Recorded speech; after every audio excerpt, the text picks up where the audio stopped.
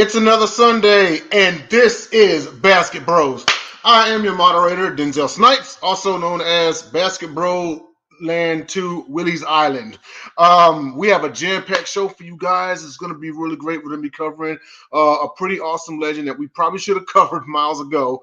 But without further ado, let's get the gang in here. Introducing first from the mean golf courses of Livonia, Michigan, or wherever he was along the Detroit River. This is baby-faced assassin, not Steph Curry, the other one, Don DeRubeis. Come on in. First of all, baby-faced assassin was Isaiah Thomas, not Steph Curry. How dare you? To answer the golf course question, I was right by the airport in Romulus, but yeah, different story, different day. I didn't know that Pete Maravich died when he was 40. Yeah. He actually died pretty young. We're gonna cover him in just a second. Coming in next is going to be all the way from Charlotte, North Carolina. Give it up for DJ Willie V. Will Vogel. Get on in here. Willie. I changed it last minute. There it is. I am Willie's Island. Willie's Island, and it is Willie. I am the proprietary owner of Willie's Island. Yes, it's your house today. And last but not least, he is the pundit's pundit. He is your favorite pundit's pundit. He's your mom's favorite pundit. He's your dog's favorite pundit. Give it up for Jacob Christner. Especially the moms, especially the hot moms. But here's the thing, man. Here's the deal, man. After the failure of Basketbro Land 1, this is like Shaq Fu, the second one. Yeah, you shouldn't have made number 2. Basketball Land will never, ever, ever be Shaq Fu. None of us know Kung Fu or claim to try to know Kung Fu. And I'm sure you do. Bad-looking villains with corny Ice Cream Man music in the background. That was horrible to all of those who don't know. We covered Shaq Fu last week. Go see that episode and see our reviews on it. The game's pretty terrible. But anyway, let's get on to our first topic, and that is our BasketBros legend, Pistol Pete Maravich. Talk about someone who is a game changer. He played 11 seasons from 1970 to 1980. He was drafted round 1, 3rd overall in 1970 out of Louisiana State University. He was shooting guard at 6'5". 5-time NBA All-Star, 2-time All-NBA first team, 2-time All-NBA second team, NBA All-Rookie first team. He was a scoring champion in 1977. He's on the NBA anniversary team 50th and 75th. Atlanta Hawks number 44 retired. Utah Jazz number 7 retired. Mind you, he played for them when they were the New Orleans Jazz. And, of course, number 7 retired by the New Orleans Pelicans because they kind of inherited his history. In college, he was a 2-time National College Player of the Year, a 3-time consensus first-team All-American, 3-time Southeastern Conference Player of the Year, 3-time NCAA season scoring leader, NCAA Division I all-time scoring leader to this day. Louisiana State Tigers number 23 retired, and he was a first-team Parade All-American in 1965. College Basketball Hall of Fame, Pro Basketball Hall of Fame as a player as well. Let's see here. You talk about a guy here, and so he was about average point guard height at about 6'5", and all things considered, he was 197 pounds, which in the 1960s and 70s was considered a pretty stout guy, So that time period, he was pretty imposing for his size. But Dom, your thoughts on this Pete Maravich? I'm sorry.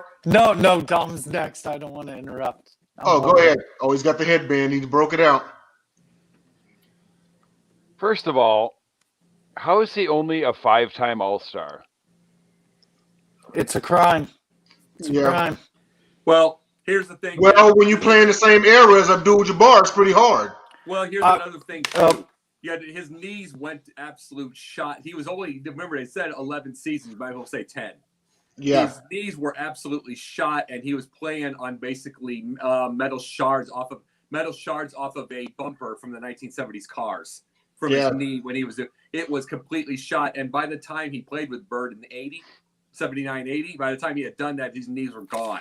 So, Dom, before you continue, keep in mind and asking that question, that's like asking how come Drew Brees never won a season most valuable player. Look who he played around. Oh, look who you played against. I was going to bring up stuff, but I think, Dom, you've got Go ahead, stuff Dom. right. I mean, he's Pistol Pete. I also did not know that he was born in the same town as minimally DeRubeis and some others I'm forgetting about. Aliquippa, Pennsylvania. Yep. He's just one of those ones, like when they say the brightest stars, shine the brightest and burn out the soonest. That was Pistol Pete. Yeah, there's no question. And he's definitely another one of those, would have been great in any era. The 3-point shot did not exist until just his last season in the NBA. Yeah.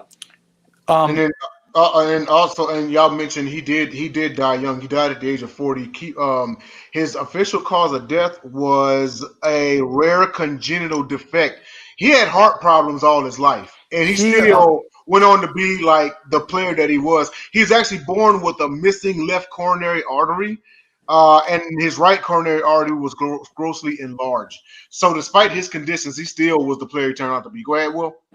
Yeah, the sad thing about Maravich, before I get on to cool things about Maravich, is it was during a pickup game when he passed away. He was found unconscious, I think, if I'm not wrong. Nah, he was on the ground. He was on the floor, and they finished the game, and then they said, "How's he feel?" "I feel great." That was his last words. Yep. That was his last words, supposedly. "I feel great." Like you said, he's the NCAA Division I all-time scorer, averaging, without the 3-point line or shot clock, 44.2 points per game. Disgusting. That's insane. Yes. That is literally insane. He is also one of the youngest players inducted in the Naismith Hall of Fame. He was a phenomenal ball handler, and at a young age, his dad was a player turned coach. His dad made him practice ball control, ball tricks, trick passes, head fakes, long-range shots. You can see why he turned it out to be one of the greatest. His dad also coached him at LSU, and LSU's basketball arena is actually called the Pete Maravich Assembly Center after Pete Maravich. But Pete Maravich, during his time, oh my gosh, I could watch film on him any day I want because he was just so much fun. And whenever I think of Pete Maravich, I know he was with the New Orleans Jazz and the Hawks, but I always think of the blue Hawks jersey with the green on it with Pete Maravich. And he was something special. And I wish kids nowadays knew who he was because, man, that guy was electric. Yeah, one of the best never to win a title. Also, I stand corrected. He was not a point guard. He was a 2 guard. So actually, with that being said, with him at 6'5", he was a slightly undersized shooting guard. He had the size, weight wise, but the average shooting guard you figure is 6'6", So 6'5", he was a bit of an undersized shooting guard. But Jacob, your thoughts on Pistol Pete? Well, for one thing, his dad, Press Maravich, was literally hired at every place that he ever went to, 5 different schools, to be a teacher, and he had to build schools. This was the guy. The guy had a losing record in his career, but he was brought in as a teacher. Literally horrible teams like LSU. He started at 3-23. You know what I'm saying? He started a bunch of teams. His whole thing was he was literally there to build teams. So his dad was a legitimate teacher. Yeah. There are coaches that aren't coaches. He's a teacher, and they're just coaches. He's a teacher. And the thing about Pete Maravich was a simple fact. Just imagine this part for a second. Imagine, if you will, let's put it in Twilight Zone for a second. Put him as a 2 guard with 1 guard, Jason Williams. Okay. 1 guard, Jason Williams with those hands. Both White hands. chocolate. Both. Yeah. Man. Yeah. Put those together. And it's like the way that their hands were. And then you put it with Chris Webber. Oof. And then you put it with, and it just Devot's in the middle. Did someone say white chocolate? Yes, he did. Yes, they did. Dom, I want that jersey. Together. put those together. And the reason I bring that up is Pete Maravich was basically the wrong time. He was the wrong time because in reality,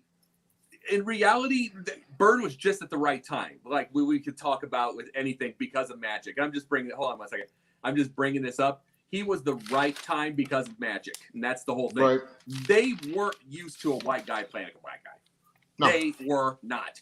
Bird made it normal because it made the white people look at, hey, look, we got our Magic.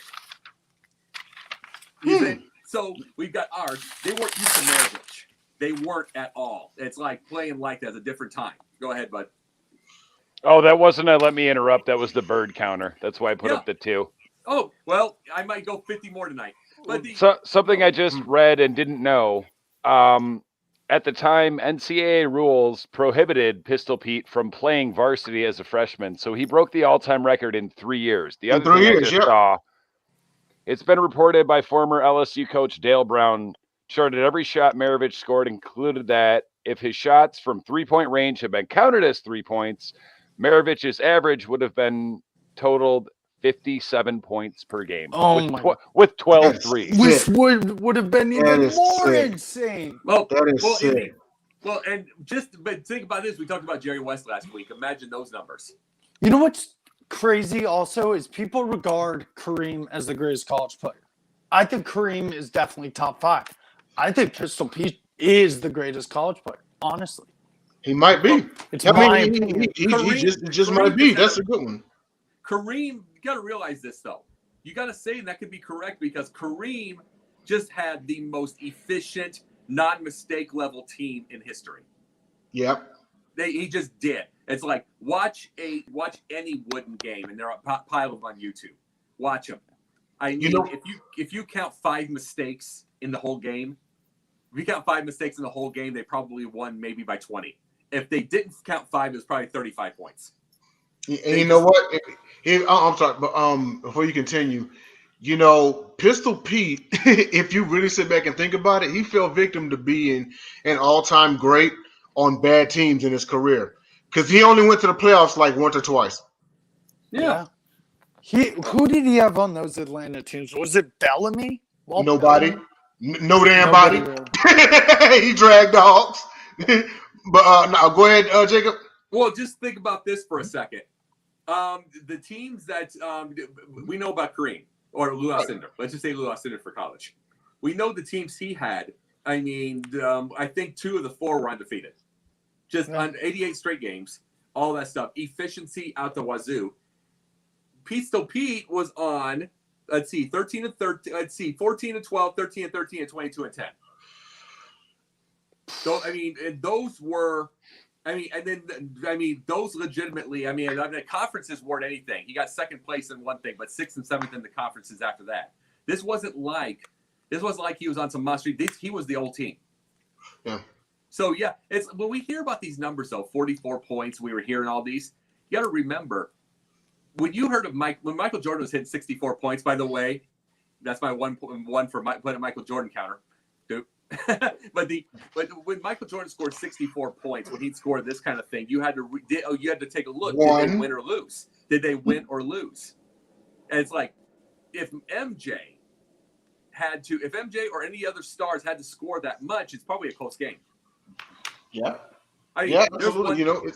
It's just one thing that's disturbing about Pistol Pete is you would think out of anybody else, a few others in history, he deserved a ring a whole lot more than others. But Pistol Pete is a prime example in the NBA of why owners should build teams around their stars. Pistol Pete literally shredded his knees, and he only went to the playoffs like twice. You know what? Yeah. You know what's crazy is Lou Hudson is who they had, and also Walt Bellamy. Yeah, Lou Hudson, Walt Bellamy. What was I gonna say? Is I agree, guys. 100% what you said. I don't remember what I was gonna say exactly. Well, no. Imagine if he was on those ABA teams, like how fancy they did stuff, like Julius Erving with his flashy dunks. He would be passing the ball like. You put him on the New York Nets, dude. They're unstoppable. With him and Dr. J. ABA. They're unstoppable. Okay, imagine if you will, let's do another Twilight Zone. Put that horrible, horrendous, ridiculous horse game from the 70s into today with him and Gervin and the tricks that they would probably be doing. Oh. You know what I'm saying? Yeah. It's like we remember the McDonald's one. Let's do another countdown, by the way. Bird Jordan, the McDonald's ad. Let's do that. Yeah. That's 3 for Jordan. Let's do No, that. that's 3 for Bird. I love playing around with that joke. But no, let's put just imagine if he was around for that day. That could have been Pistol Pete in that ad. Yeah. We have talked about he and Gervin had the Pistol Pete and Gervin had a horse battle. It was probably the most boring thing on television for these two, the trick shot artists. They're so boring. But imagine if it was about 10, 15 years later when Rucker Park got big.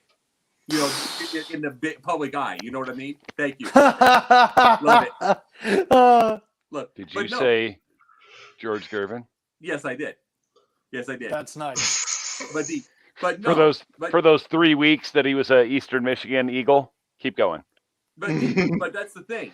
When the idea of street ball got into the fashion, and you could actually have cool trick plays, and those type of shots. Could you imagine horse on ESPN or like Bleacher Report or any of those things streaming right now with those two? I mean, it's pretty fair to say that Pistol Pete Maravich and others in the ABA predated and won. They did. So, should we go to our next topic? Yeah. Let's go ahead and let's see here. Next one is going to be our BasketBros What If. And BasketBros What If? What if Michael Jordan never returned to basketball? This one's a bit tricky. I mean, considering what happened. Let's see. If he never returns to basketball, considering what happened, Jesus, because I mean, he played for the White Sox and he was atrocious. I don't know if he owns this craft because he sucked as a batter. He did. He was only a marginally better fielder, If he owns this skill, he was getting better. So, me personally, I think that if he never returns to basketball and he goes full-time baseball, he becomes a below-average hitter, but he probably wins 1 Gold Glove. Yeah, he stole mad bases because that year that he played baseball was also the strike season, and Sports Illustrated actually did a bit of a what if, and it had the White Sox winning the World Series. Yeah, that's nuts. But yeah, Dom, just continue, man. What if MJ never returned to basketball? Well, I'm gonna put it back to you at least for a minute. So your Rockets won 2 titles while MJ was, retired. Okay. When David Stern said, "Go away," someone gave me this. You're a degenerate gambler. Please go away. You're a black mark on the league. No. I'm Sorry, thinking it's the Beckett MJ. Nice. I think. I mean, how many more titles in a row there? Because Olajuwon was still pretty much in his prime. Like, how many more do they win in a row?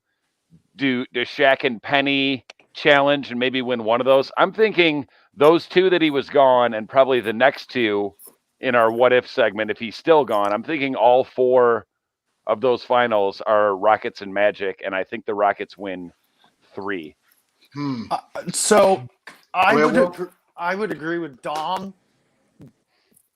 Player, and also I could see guys who didn't win rings would win rings. Maybe the Suns. Maybe the Magic. I was going to say Barkley. Barkley and the Suns. The Magic. The Jazz. Yep. Hey, I hate the Jazz, but they were good. They probably get one. The Supersonics. Who knows? There's a lot of teams that would have probably benefited that Michael Jordan wasn't there. These teams would have won rings. And I would have said Jordan would have only won 3 rings, 4 rings in his career. Probably 3. I would say 3. Jacob? The other question is, Oh, go ahead. if MJ doesn't come back, who's the next guy? Because he was the guy before he left. He was the guy when he That's came tough. back. Scotty goes to number 1. Scotty moves to number 1. Someone else has to be the number 2. Let me give you another. No, I'm saying who's the next face of the league? Yeah, who's the new face of the league? A young Kobe Bryant. No. Boom. No. I like it. No. I like it. No. Not yet. Not yet. Not yet. Because he was considered a really poor shooter that took bad shots before that point. He just worked on his game. I still think a young Kobe would be interesting. Not yet. But no, here's the issue we also got to think about. Sports Illustrated did after get the counter rolling again. After Sports Illustrated did not Sports Illustrated, excuse me. Magic left 91. Bird left 92. MJ 93. After that, at 94 they did a Sports Illustrated cover. You know what I'm saying? They did a Sports Illustrated cover. No, it's 4-4. I just said MJ. It is 4-4. Go ahead.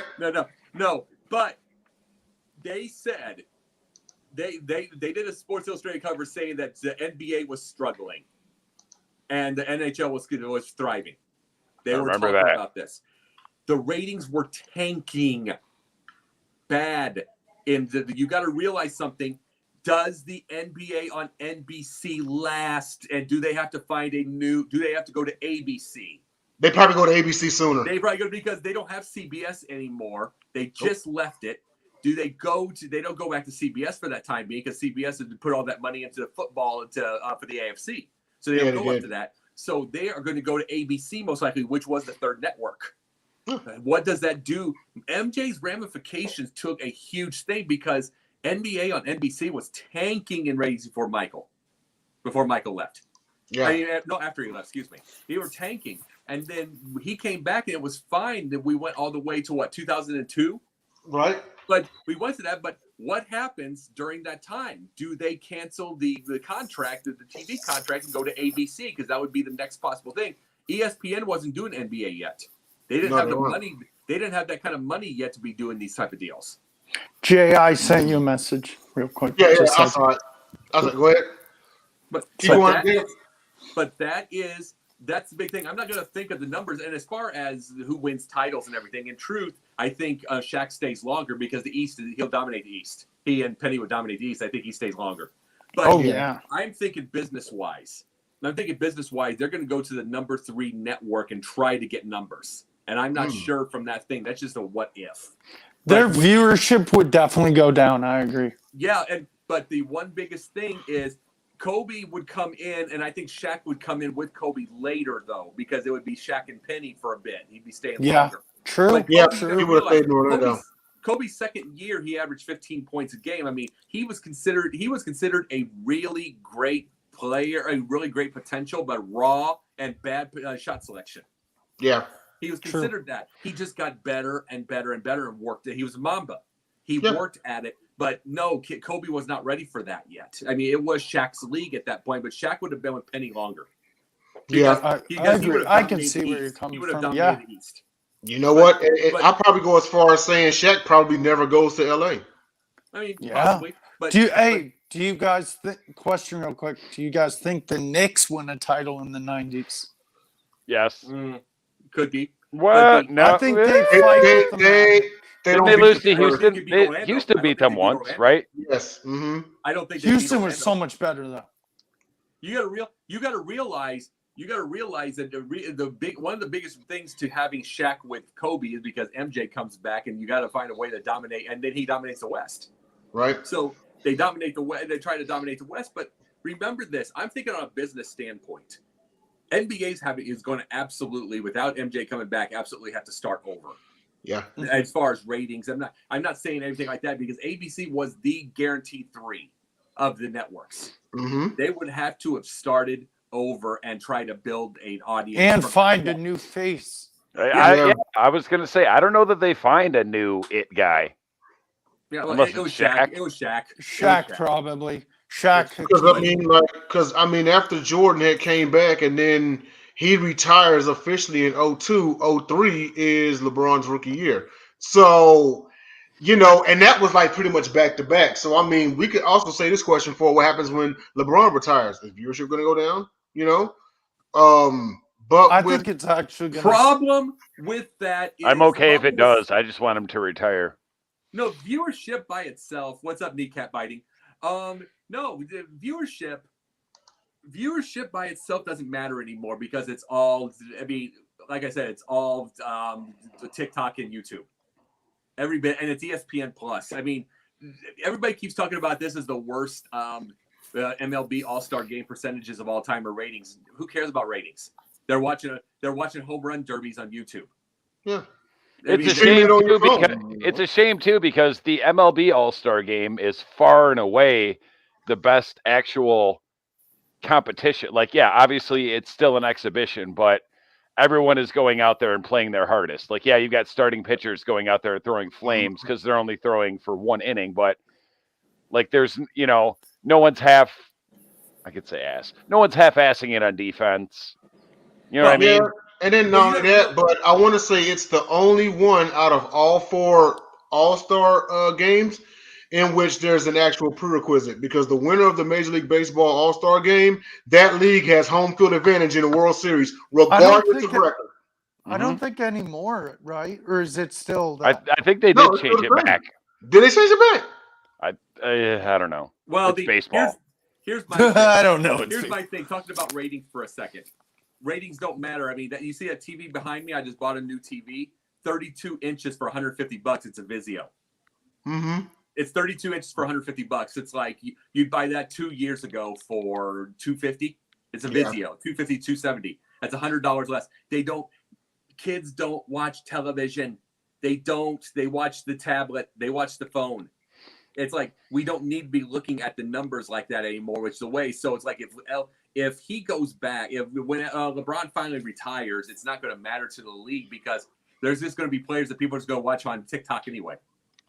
I take back what I said about I hope LeBron retires soon. I hope he plays until he can't anymore and gets no more rings. It would just satisfy you to see him not win. No. It satisfies you to be Detroit, be in the finals, and beat him in the finals. Sure. Yeah. Why not? Absolutely. Really, the thing I really want to see is Cleveland drafts Bronny and then refuses to go trade for LeBron. LeBron will just take Bronny away. Let's just be honest. Yeah. Well, we are at the midway point of the show, and if everyone can direct their attention to the bottom of the screen, that ticker, we are sponsored by Score No Score app. So, Willie, tell them about Score No Score. Score No Score is an app where you can bet virtual money on baseball, basketball, football, what's going to happen in sports at that time. And it you can use their coinage and get coins back. It's, as Dom likes to put it, it's gambling for dummies. It is, and it is available at your whether you have an iPhone or an Android, no matter. It's in the Apple App Store and the Google Play Store. So let's go on to our next topic, and that is a pretty interesting one. These are NBA players who could have gone pro in other sports. Now, in doing my research, and I'll go real quick here, because I don't know if it was cheating the system or not, but I went on and brought up 3. So NBA players who I did too. You did? Okay. Got it. No, I'm not alone. So NBA players who could have played other sports. The first name that came to mind was Charlie Ward. Charlie Ward won the Heisman Trophy in 1993 at Florida State University, and he actually stated that if he did not go in the first round, he was going to go to basketball. As a matter of fact, I believe he said if he didn't go number 1 overall, he didn't, and he ended up going and playing NBA his whole career. So my first pick was Charlie Ward. Second is Nate Robinson. He actually played cornerback at University of Washington. He originally went there on a football scholarship 1 year. He played all 13 games and started 6 of them. And then my third, and this may be a stretch, but I'm going to say it anyway, is Allen Iverson. Damn it, you took mine. Damn it. No, it's not a stretch at all. You know what? I'll tell you what. Go ahead, Dom. I'll let you talk about AI and whoever else you pick. AI was I believe, state title winning quarterback Yes. in Virginia. Mm-hmm. I'm glad that you said Charlie Ward because to this day, in my mind, sorry, Jameis Winston, Charlie Ward's the best quarterback I've seen at Florida State translate to the pros, and it was in a different sport. Yep, Which is that is true. It's not saying a lot. Like he was nowhere near great. He was a good NBA point guard for the Knicks. Mm-hmm. I had another one on the tip of my tongue. I forget. Go ahead, Will. Maybe I'll remember. So Will, before you go, also Allen Iverson, in that same year that he took Bethel High School in Virginia to the Virginia State High School Championship, he won the Associated Press High School Player of the Year in football and basketball, and hoops. and won both state titles for both sports. Yep. Go ahead, Will. You know who played a lot of sports but wasn't on my list was actually Rondo. I think he was like a pitcher for baseball, played football and a bunch of stuff. But no, I got Iverson, like you guys said. I actually got Steve Nash because when he was younger, he played soccer. And then in 8th grade, he told his mom he wanted to play in the NBA. And he actually plays in like a fundraiser he has for soccer. And he's pretty good, actually. Like, I think he could have been a pretty darn good professional. And then I got Tim Duncan, swimmer, because he's from the U.S. Virgin Islands. Yes. And unfortunately, that his only Olympic-sized pool in his country in the U.S. Virgin Islands was destroyed by Hurricane Hugo, so he stopped swimming. But supposedly he was an amazing swimmer. Nice. Jacob, who you got, man? Yo, forgot somebody. He did. Don't tell me it's Danny Ainge playing baseball. Danny Ainge. I knew it. Yes. Yeah, he did play. Danny Ainge. But I got a second one for you. John Lucas. He won't bring him up with something else. He played tennis. He did play tennis. I did not know that. He was a top 600 player. Nice. He was a top 600 player. You know, he could have done that and gone play tennis. And really, just like I think about this with tennis players, I'm not even saying basketball, for instance. Vincent Van Patten, Dick Van Patten's kid, he was a tennis player, played John McEnroe. Nice. And he's he would have some stiff competition, though. And he's a professional poker player. So it's like there's a bunch of different things whether you go for the deal or not. Yeah, there's a lot of guys you can name. I have an article I just found. Go ahead. Scotty Burrell from the second run of 3 Bulls championships. Baseball player, played 2 seasons in the minors. Chris Humphreys, also a swimmer. Chase Budinger, volleyball. It's funny because when I saw it, I started thinking about other pro sport athletes that could have played in the NBA, like Antonio Gates. Tony Gonzalez. Randy Moss also. Julius Randy Moss won a Peppers. high school. Tony Gonzalez, Julius Peppers, North Carolina. Yeah. Yeah, absolutely. I had one name.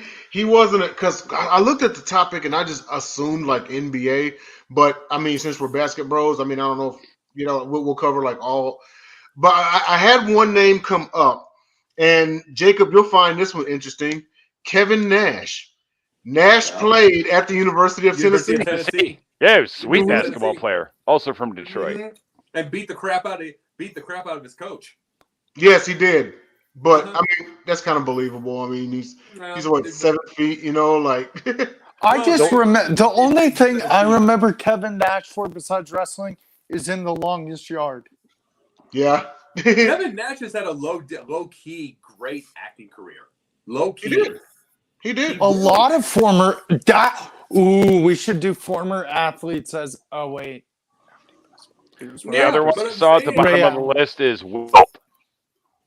Yeah, dominated basketball, volleyball, athletics, and even got offered boxing, American football, and soccer contracts in his time. I'm not surprised, Wilt, because Wilt was a freak. Yeah. Wilt, Wilt Chamberlain. Oh, go ahead, Jacob. You're saying something? Look at Kevin Nash's. Look at all the movies the money Kevin Nash's movies that he was in made. I'm saying he was in the Magic Mike movies. He was the Teenage Mutant Ninja Turtles, 2 of them. You know, Yep. The Longest Yard. Yes, he was in that. He was in which one? Longest Yard. Longest Yard. Yep. Longest Yard. He was in. I mean, let's see. Which one was he in? Let's see. He was one where he shaved. Oh shoot. Look it up. Yeah, I think it was a superhero movie. He's been in more than a few. You know what movie you guys are gonna like roast me for not seeing it yet? I just haven't found time, but I will. Is He Got Game. I still need to see it. Oh, Ray Allen. Yeah, absolutely. That good. Oh, Kevin Nash was in The Punisher, the 2004 film. That's what I was talking about. Yes, he was in The Pundit's Pundisher. Yeah, right. The Pundit's Pundisher. Yeah, that would be a funny movie. He was Sorry, in Jacob Christner. He was in the first John Wick film in 2014, and he was in both Magic Mike films. Look you know at the who money was? he- You look know at the who money was? he's made. Look at the money he's made outside of wrestling. Yeah, you know who else was in a John Wick movie? Boban Marjanovic. Oh, Wasn't he a villain? it was. I think he was a Sure villain. was. He was like just terrible. Yeah, I could only imagine. And I remember on the Gauntlet, Dom, you and James had that spat on Antonio Gates, and Gates was about what 6'7", 6'6". Yeah, he's a big boy. Like, okay, so he comes in. He's the Elite Eight. Yes, and he was what, small forward? Small forward, power forward. Yeah, small and power forward. Yeah, so just imagine if he would have played NBA full time. Whew. Also went to Eastern for like 45 minutes. For Eastern You Michigan? just love your Eastern, don't you? You love Played your Eastern. basketball at Eastern. Mercedes There you go. Lewis. Thank you, Jeremy. Mercedes Lewis. Mm-hmm. Yeah, the current NFL player, Mercedes Lewis. Yeah, Jackson. Well, he ain't in Jacksonville no more, is he? No, he's somewhere else. I can't remember where. He's elsewhere. Green Bay, last I knew. I think he's still there. Collecting NFL paychecks and Social Security. Not bad. I'm not mad at him. Well, let's go on to our other topic, our next topic, and that is coaches who started with promise then fizzled. Now, this one here was a little difficult for me, so hear me out on my pick. Jacob, you'll probably like this one. I picked John Calipari, New Jersey Nets. Now, his first year, he did flop, but the second year, he made the playoffs. He did make the playoffs, but then the next year he was fired after starting 3-17. One could probably say they let him go a little too soon. I don't know if there was something going on kind of between him and the front office or something like that. He probably should have gotten one more year considering that they went to the playoffs the year before. That's just me. But to me, that just shows like, hey, he had some sort of promise. I mean, he wasn't expecting to be blazing trails his first year. He's coming from college, you know what I mean?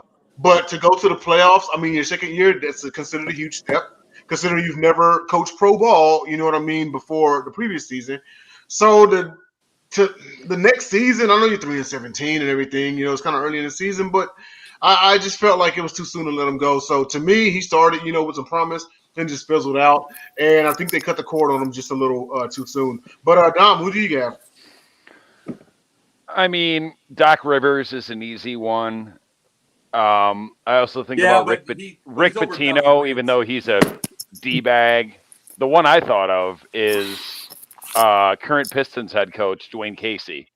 Won a bunch of regular season games in Toronto. Now he's here. I'm waiting to see what happens with him because, I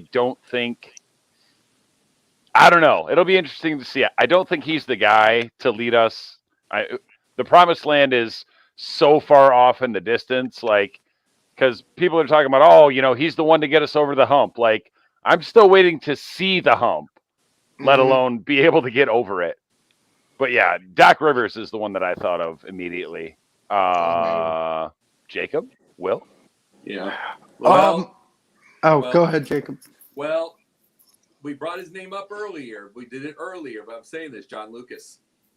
Yep. He started with San Antonio after taking Tarkanian's spot. Who? Here's what's funny. Tarkanian couldn't. He couldn't cut it in the NBA, but he was still only 9-11. So that either tells you about the team or what he was as a coach, because he could. Usually, you're like 4-17 or something before you figure it out. He's like 9-11, which is still. I mean, that's still like number 8 seed. Oh, wow, that's crazy. So it's like, but he just left at 9-11. It was just probably his stress.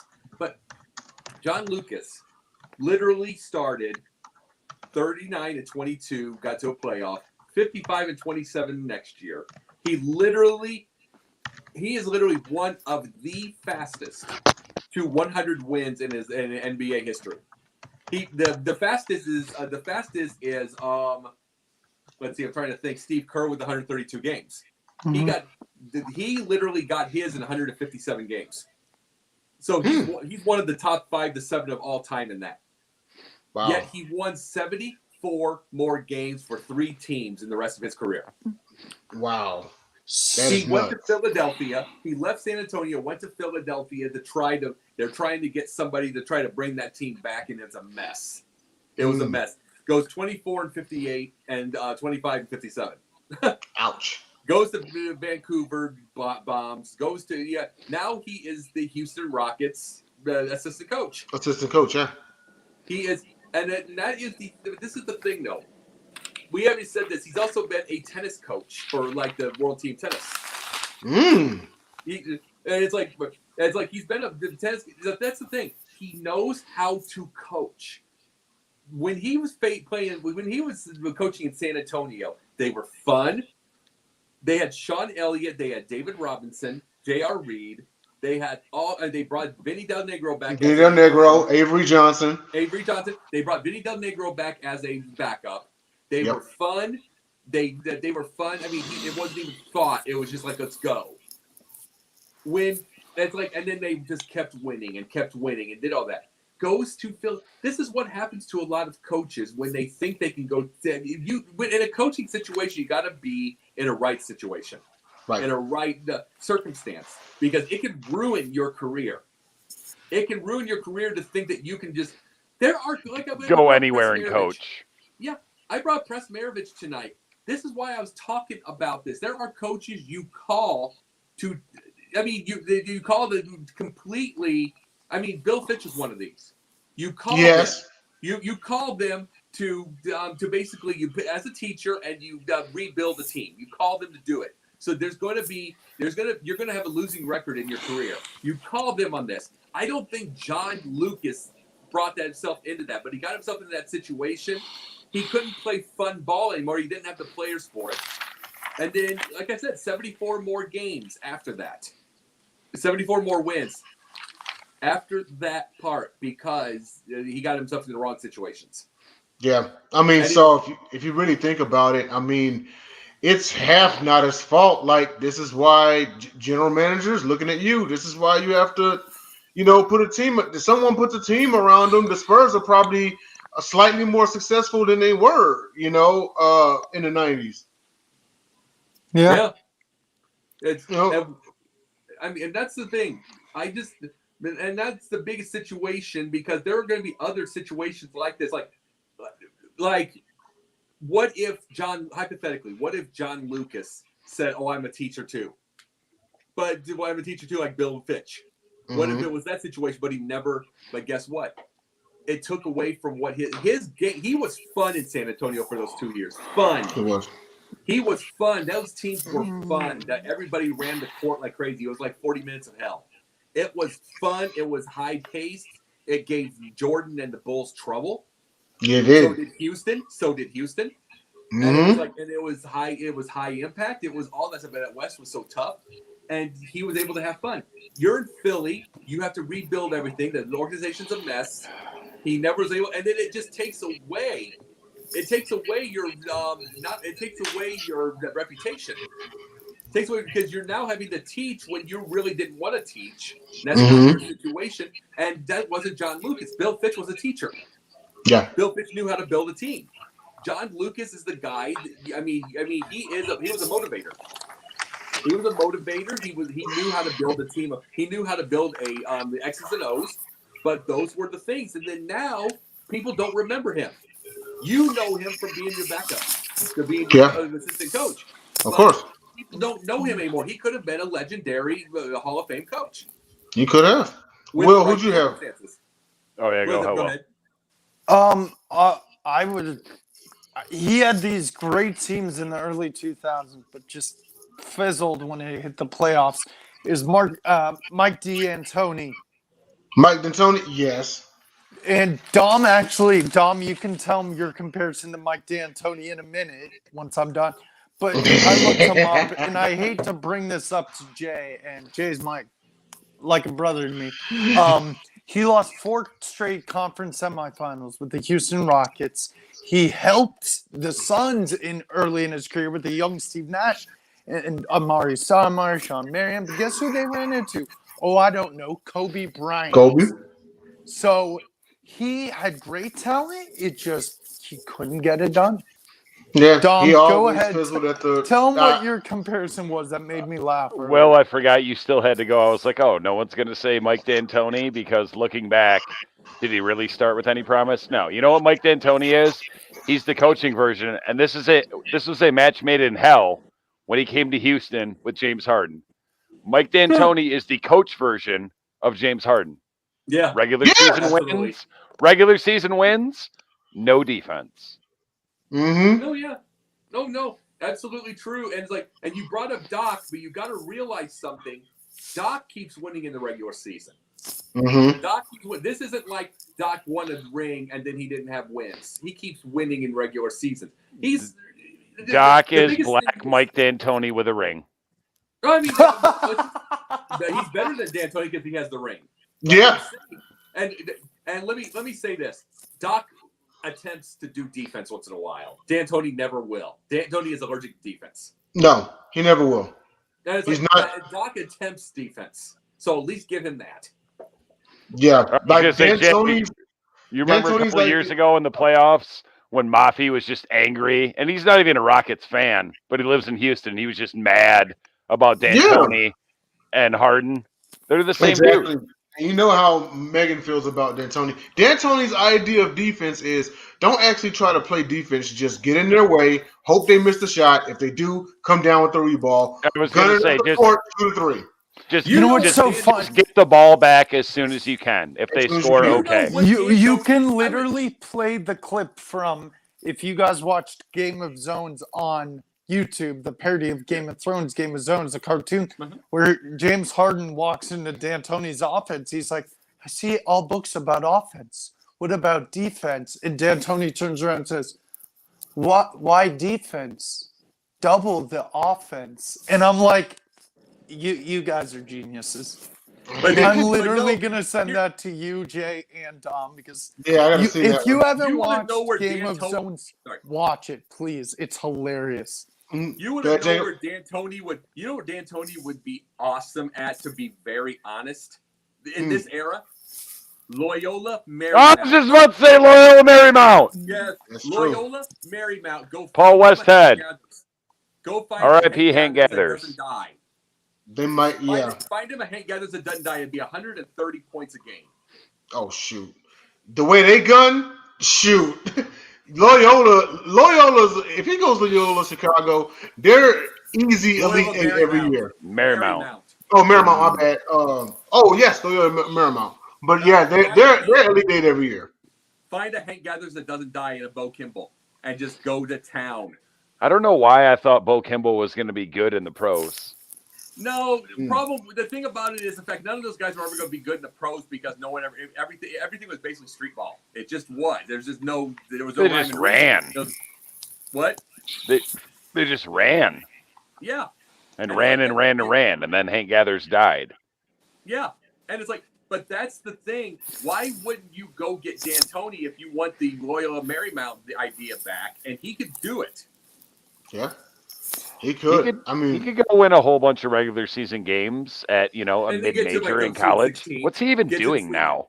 Hey, get to the Sweet 16, probably lose by 1 to Gonzaga. Probably. Then Gonzaga goes to the national championship and gets blown out by a Big 12 team. Yeah. Or ACC before it dies. Yeah, pretty much. We actually have a little bit of extra time. We have about 10 minutes left. So I added a topic on the spot, and I'm going to try it out right now. We discussed it before the show. And this is a bit of an experiment, and I just kind of made up on the spot, so just roll with it here, okay? Ooh. This or that, dunkers, Dr. J or Dominique Wilkins? Dom, go ahead. Oh, go ahead, Dom. That's so tough. I don't have like a strong point to put one above the other or not. I'll go first. I would almost say, I don't know. Come back to me because I got one. The thing is, Dr. J is a legend.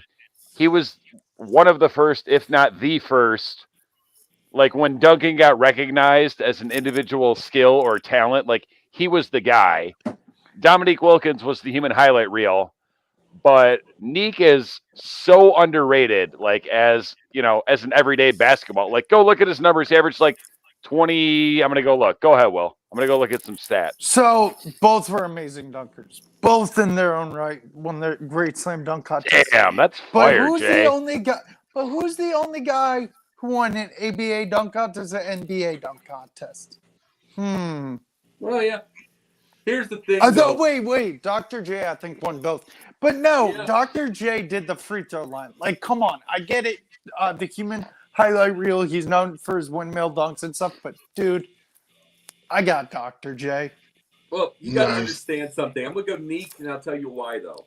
I got Neek. The reason being, and it's not Dr. J's fault. Not Dr. J's fault at all. The biggest thing about it is Neek was doing these kind of dunks, the kind of dunks that he did when Jay's knees went bad, and he didn't think about it when he won his dunk titles. He was doing it. See, and it's the thing is, who's better, Vince Carter or Dominique? Vince Carter, and it's because Dominique wasn't doing Vince Carter's dunks.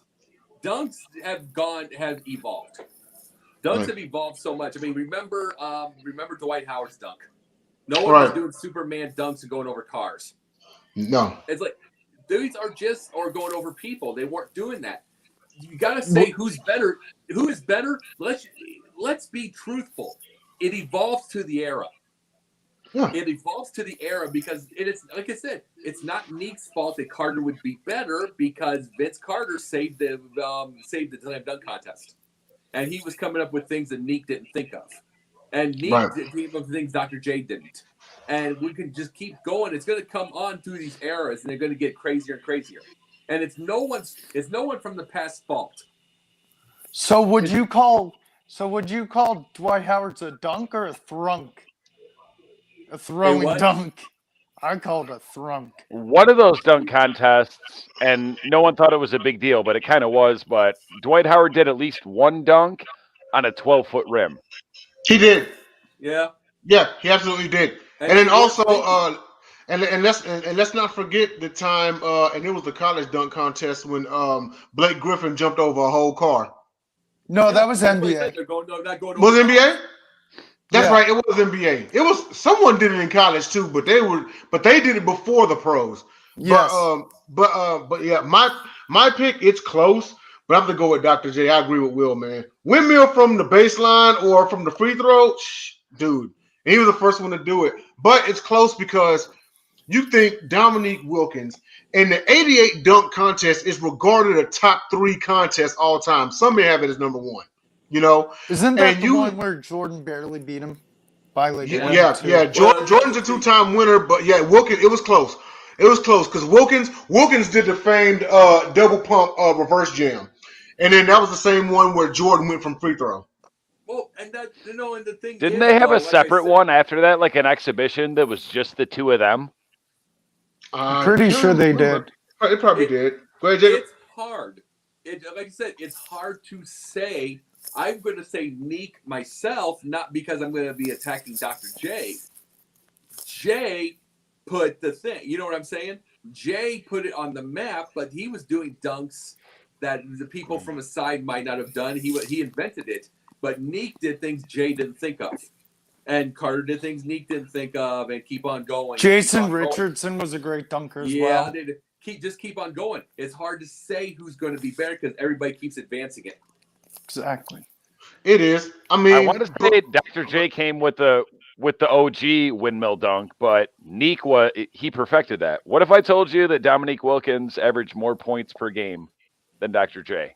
24.8, 24.2.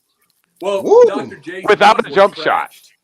Jay's knees were trashed by about 85. Yeah. Now question, what did Dr. J average per game in the ABA? Oh, probably over 30 because he also had 16 rebounds a game one year. Yeah, he was a walking double-double. Yeah. In the old era, Dr. J, and don't get me wrong, I'm not gonna say that he was.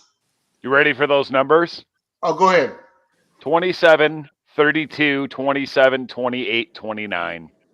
So his highest one was 32. Wow. So we'll get and his 30 a lowest game. was 27. We'll get 30 a game. Yeah. I mean, last topic here in a minute. Yeah, Dr. J, I mean, what was he? Would you say, Jacob, he was slightly past his prime when he came to the NBA? Yes. Yes, No I question. agree. No question. For one thing, like I said, his knees were starting He's to only bother him already. 26. He's still able to go. His knees were past their prime. Yeah. No. 26 Dr. when he J came was to the a great NBA. player. That should be your peak prime. Yeah, but these knees were such a different thing in that time. They were. It's like people now. I mean, the athletes now can come back from an ACL in the same year. They like in certain things. They can. I mean, the surgeries are so different. Back then, Medicines you were have not evolved. guaranteed a comeback. It's such medicines have evolved because in pro football, once upon a time, turf toe was a career-ending injury. Yeah. And now you're out like what? 4 weeks maybe. Yeah. So Have you ever had a turf toe injury though? no, I haven't. It sucks. Well, You might as well have a broken leg if you're trying to play sports. Well, yeah, turf toe. That's the thing. Mike Ditka once told Ricky Williams that we didn't leave with turf toe. Well, thank you very much, Mike. But the reason you didn't leave with turf toe is because it would have been the end of your career if you did. Right. Because you stay out because it sucks. It just doesn't recover. You just played. Plus, the turf back then in New Orleans was a pool table. Yep. Yeah. AstroTurf. Well, we're in the last 2 minutes of the show. So the final topic is the BasketBros retro game, NBA Showtime, NBA on NBC. Me personally, I love this game. And you know what? I loved it half because of the theme and everything, but it was awesome. You had the Lakers obviously were the number one team on there. You had Shaq, Kobe, Glenn Rice, everybody. You had like a full roster, and then but it was much like basically it was an updated NBA Jam. The only thing about it is it was the first to introduce free throws. So whenever you shoved folks, you actually got counted for that, and they got to shoot free throws. And it also was the first in the series with polygrammic 3D. So I thought that the graphics were amazing, a huge upgrade, from the old 16 and 32-bit. But Dom, your thoughts about NBA Showtime? I almost forgot about that game, but you basically got all-time rosters because I'm looking at a YouTube screenshot and I'm seeing AC Green and Kobe Bryant. Yeah. Well, don't forget that at that time period, that was AC Green's second stint with the Lakers. Am I right, Jacob? Yep. That was his second stint with the Lakers. And think about this also. In the arcade, you could also play as Dracula and some of those little type of deals. Yeah, I looked up and I didn't play the game. I was only 5.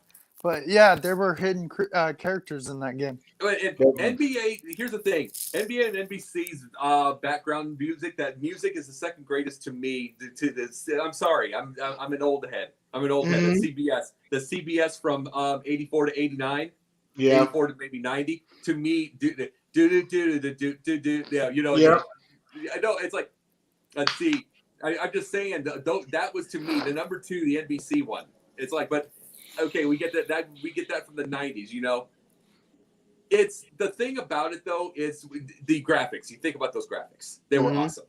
They were you hadn't seen anything like it before. You know what I mean? We see let's put it to you this way. Video games can't outdo itself anymore like they could back in those days. Because you were getting those 3D graphics compared to the 8-bit Right. and you're getting those 3D graphics and it looks. And Showtime was also on Dreamcast, which for like 6 months to a year, Dreamcast was it. Yeah. But those were the things though. It's like but you get instead of the boop boop boop boop boop boop boop, everything you got those 3D graphics and you got the sounds and you got all that. I mean, video games can't do that anymore. They can't outdo themselves because everybody has the greatest realistic deals. Realistic graphics, realistic everything. The sound everything great. But see, NBA and NBC was so different because you could put it on your Dreamcast, you could put it on your console, you could put it in an arcade and bring an arcade home. Right, yeah, absolutely. Will, your thoughts about the game? What you looked up? Oh no, I'm good. Oh, okay. I'm good. That was after Hang Time, right? Which one was after? Yeah, it was after Hang Time. After Hang Time and before I hope you're talking NBA about the video game and not that horrendous show. The video game. NBA Hang Time. For N64 was the first 2-on-2 game with Allen Iverson. Sure, so that was my jam. No, but if you say Hang Time, my old head thinks of those 90s Saturday morning shows that replaced with the Ahmad Rashad. And that was the most hideous show I've ever seen. Hated that show. Also, NBA Hang Time, the feature with that one was a spin move button. Yep. Yeah, you could actually pull spin moves. This is great. But we're a bit 2 minutes over time, but it's all good because we were having fun. I'd like to thank everybody for tuning in to BasketBros. Got one last comment here. Bring up this message. Yep, Griffin, we were able to make it past that particular round. Yep, agree on that one. And what he was referring to was this one right here. When Howard put the sticker on the 12-foot 6 inch off the floor, and that was a complete bomb by the judges. So yeah, good call on that one, Jeremy. Shout out to Jeremy B from the kneecap biting show, one that Dom is a part of. Pretty sure he's going to shout him out here in a minute. But Dom, let everybody know where we can find you. Kneecap biting with Smoking Jeremy B on Wednesdays, Thursdays, Fridays. You know about all the sideline shows, Gauntlet, this show, obviously. Sip Off, NBA Carousel, NFL Carousel. That's all I got. End of a long week. Will? So, guys, I want to state this. If you guys ever want to be on a show, feel free to reach any of us in the comments. Yes. Like Smoking Jerry me has been acting in the comments. And let us know if you have any topic ideas, and we will definitely give you a shout out. We'll say, so-and-so said this, shout out to them. But you can find me on the NBA Carousel, Sip Off, occasionally on the Gauntlet, and here on Sunday nights. Jacob. Hell, Monday nights during the season. With Megan Price's NBA Carousel, and if Sacramento starts getting good, I might have to keep them. It's like Tuesday nights confidential, and they had a sweep today, so we're gonna have some fun this week. Thursday nights, the pundit with you, Jay, and we're gonna have a wrestling one this week. Yes, we have a wrestling show this week. Yep, and we're gonna have some fun on that. Also, talking with Michael Esposito about a show. I'm also going to talk to Eric, see if I can get on NFL Carousel, and Sunday nights here. Absolutely, yes, most definitely. Pundit's going to be an all pro wrestling special, so please tune in, WrestleManiacs. And also, let's see, we got one more comment here. I think it's Smoking Jimmy B. All right, yep. Oh, what up to David? What's going on? What's up, Tom Hanks? What is up, Tom Hanks? All right, and I'd like to thank everybody for tuning in to BasketBros. Please tune in to all of our shows. Find us on YouTube, Facebook, and Twitter. Pretty soon we will have a logo up as well as an intro and exit video as well. And for all of us, thank you for tuning in. And this is BasketBros. We are.